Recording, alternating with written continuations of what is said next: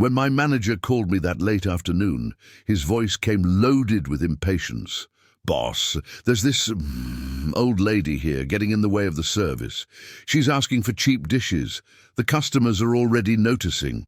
I could have just said, "Handle it," and gone back to my meeting with another investor, but something in the way he said, "old lady," froze me. Minutes later, I was standing at the door of my own restaurant, pretending to be just another customer. Crystal glasses shining, soft piano playing, and in the corner near the bathroom they had put a skinny old woman wearing a faded dress, clutching a small purse to her chest. Some couples were whispering and laughing.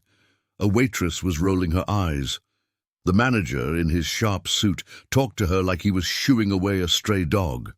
I watched, every word of contempt, every mean little laugh, until the old woman lifted her eyes, saw me, and whispered softly, "My son." In that moment, the entire dining room froze, because nobody there had any idea that the millionaire owner of the restaurant was the son of that poor old lady, being humiliated at the corner table.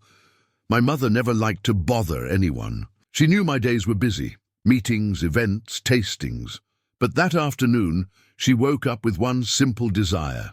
I'm going to see my son's restaurant with my own eyes.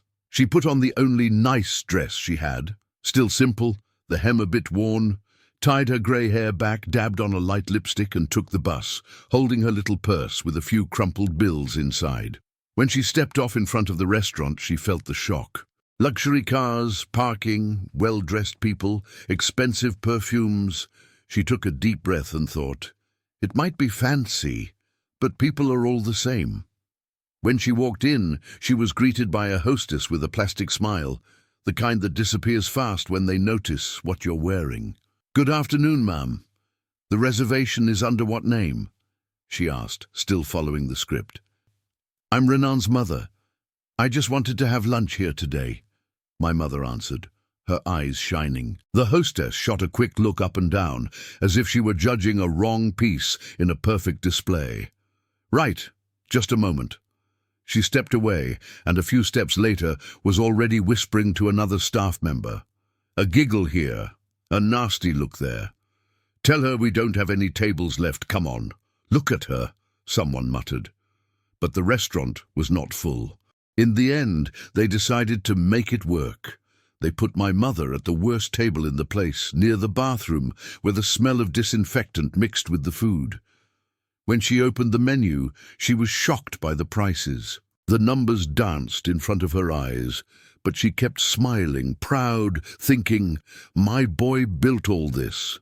She just didn't know that while she tried to choose something she could afford, some of the staff and a few customers were already laughing at her, as if the presence of a simple old woman ruined their premium experience. The waitress who got my mother's table walked over already sighing, like she'd drawn the short straw.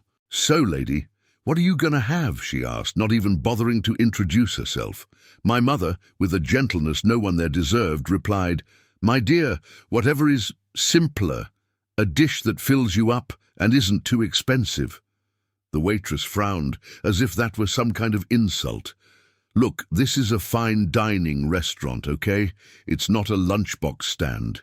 If you can't afford it, maybe you shouldn't." Before she could finish, a couple at the next table let out a discreet laugh. "She probably got lost on her way to the cheap diner down the street," the man whispered. My mother heard. She lowered her eyes a bit, squeezed her purse, and tried to keep her dignity. "I can pay. Yes, I just need you to explain it slowly." Instead of explaining, the waitress grabbed the menu, flipped a page and pointed at the cheapest dish, speaking loud enough for others to hear. "Look, this is the cheapest one, okay? You can probably stretch it for 2 days if you save some." More little laughs. The manager, noticing the scene, walked over with the posture of an owner, even though he wasn't. "What's going on here?" The waitress answered right away. "Nothing major, boss. Just a lady who thinks this is a budget restaurant." He leaned in to talk to my mother, lowering his voice, but keeping the tone of contempt. "Are you sure you want to stay here? We cater to a very select clientele. Maybe it would be better for you to look for a more suitable place." This time, it felt like a slap. My mother swallowed hard. She didn't want to cause trouble. She just wanted to have lunch at her son's restaurant. No special treatment, no telling anyone who she was, just to taste his success. While all of that was happening, I had already walked in and was watching without being recognized. Dark suit, well-trimmed beard, expensive watch. To them, I was just another important customer. And what I heard there made me decide that this afternoon was going to change everyone's life in that dining room. I walked in slowly, like someone coming in for a normal meal. I greeted the hostess, who now had a real smile. Money always gets the better smile. "Table for one, sir?" she asked, all sweet. "No." "I already have a table," I answered, without taking my eyes off the back of the room. I walked to where my mother was sitting. She saw me before anyone else. Her eyes filled with tears, but she still tried to hide it, as if she didn't want to worry me. "My son, I just wanted to surprise you. I think I shouldn't have come," she said in a trembling voice. I held her hand. The tables around us were already paying attention. The manager, noticing my watch and posture, rushed over, smiling wide. "Good afternoon, sir. If you'd like, I can move you to a better table. This one isn't the best." I took a deep breath. "I know it isn't the best. You saved it to humiliate people you think don't deserve respect, right?" Silence dropped like a stone. The waitress went pale. The couple that had laughed at my mother looked away. I stood up just enough so everyone could hear me. "Let me properly introduce myself, since you all seem not to know who I am. I'm Renan Elza, founder and owner of this restaurant. And this lady you treated like a burden is my mother." The hostess stepped back. The manager swallowed hard. "In this place, nobody gets humiliated for being old, poor, simple, or whatever.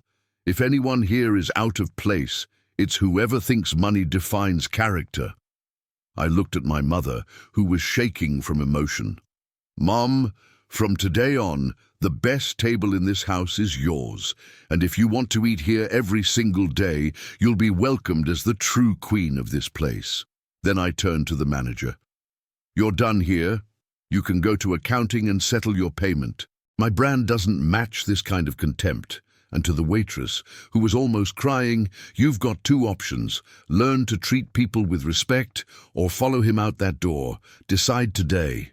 My mother, who was about to leave almost in tears from shame, walked out of that restaurant later that afternoon with her head held high, receiving apologies from the same people who minutes before had laughed at her. She didn't ask for revenge. She didn't make a scene. She just squeezed my hand and said, "My son, I just wanted to see the place you built, not find out there are still people who think simple clothes means someone has no worth." From that day on, I changed one internal rule. Every new employee goes through training focused on respect, especially towards the elderly and humble people. Because pretty plates, expensive glasses, and shiny windows mean nothing if, behind all that, we treat people like trash. Maybe you've seen someone being humiliated just for looking out of place. Maybe, one day, they did that to you. If there's one thing Donna Elza taught me, it's this. Respect is not a luxury. It's the bare minimum. If you agree, type in the comments, "I will never humiliate an elderly person," so we can prove there are still different kinds of people in this world. And if this story touched you, share it with someone who needs to remember that behind every simple outfit, there may be a heart that once carried a future millionaire.